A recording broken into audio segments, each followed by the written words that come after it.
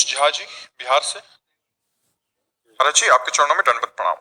महाराज जी अगर मैं एक आत्मा हूं और आत्मा का परमात्मा से संबंध, पहले अगर ये शब्द हटा दो, अगर संशयात्मक शब्द है। अगर नहीं, अगर में मतलब होता है कि माना कि मैं एक आत्मा हूं, नहीं है, हम आत्मस्वरूप हम दे थोड़ी है। पहले इसका ऑपरेशन कर लियो अगर का। मेरा टेबल, मेरी घड़ी, इससे प्रतीत होता मैं घड़ी नहीं हूं, मैं टेबल नहीं हूं। समझ में आ गया ना? मेरा हाथ, मेरा पांव, मेरा आंख, मेरा कान, में पूरे ढांचे को क्या कहा जाता है? मेरा शरीर नहीं कहा जाता। जो मेरा है वो मैं नहीं हो सकता, मतलब शरीर नहीं है आप। अगर शब्द हटाइए, अब अंदर घुसिए इसके। मेरा मन, मेरी बुद्धि, मेरा चित्त, मेरा अहंकार, ये अंतःकरण चतुष्टय, मन बुद्धि चित्त अहंकार, और मेरी इंद्रियां, मतलब जो मेरा है, मेरी है, वो मैं नहीं हो सकता। मतलब ये सूक्ष्म शरीर भी मैं नहीं है। मेरा स्वभाव, ये कारण शरीर है, तो स्वभाव भी आप नहीं है। अब मान गए ना? समझ में आ रहा है कि नहीं? आप कभी मैं स्वभाव हूं बोला क्या? इसका मतलब ये आपके हैं, तो आप कौन है? आप आत्मा है। समझ रहे ना?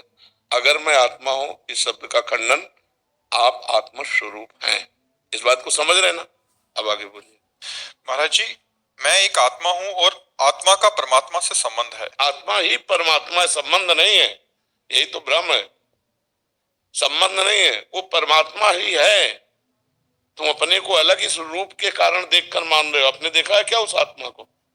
जो तुम हो तो कभी मिले हो अपने से? नहीं मिले। उसके लिए साधना की जाती है, उसके लिए तपस्या की जाती है, तब शरीरों का राग नष्ट होता है। अपने स्वरूप तो जो अपना स्वरूप है, तो जानत तुम्हें तुम्हें हो जाए, सोई जाने जे देहु जनाई, और जानत तुम्हें तुम्हें, वो भगवत स्वरूप ही था, भगवत स्वरूप ही है, भगवत स्वरूप हो जाएगा। जी महाराज जी ये आत्मा इस नाशवान शरीर को परमात्मा में लगाकर इसे जन्म मरण के चक्कर से मुक्ति क्यों नहीं करवा देती? कौन? आत्मा। क्योंकि वो आत्मा आप है। आप अपने को भूलकर शरीर मान करके भोगों में जाएंगे तो कौन मना करेगा? आप हटिए, अभी हट जाएंगे। आप ही तो है आत्मस्वरूप। तो आपने अपने को, आपको ये मान लिया। अब इसको जब माना कि मैं पुरुष, तो फिर स्त्री में आकर्षण, फिर भोग, नाना प्रकार की दुर्गति, वो फंस गए। हटो। जो जाना कि मैं शरीर नहीं हूं, तपस्या प्राण होकर इंद्रियों को वश में करके भगवत प्राप्त हो गया। और कोई थोड़ा दूसरा करेगा, आप ही तो है आत्मा। क्यों? हाँ, भजन में लगो। अब गंदे आचरण करोगे, भगवत प्राप्ति हो जाएगी। तो करना तो आपको ही है ना।